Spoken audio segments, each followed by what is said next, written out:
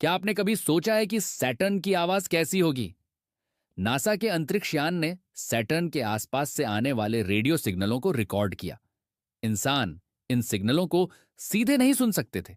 इसीलिए वैज्ञानिकों ने उन्हें ऐसी फ्रीक्वेंसी में बदला जिसे हम सुन सकें। और जो आवाज सामने आए वह किसी डरावनी फिल्म की आवाज जैसी लगती है। अब आप खुद सुनिए सैटर्न की असली आवाज।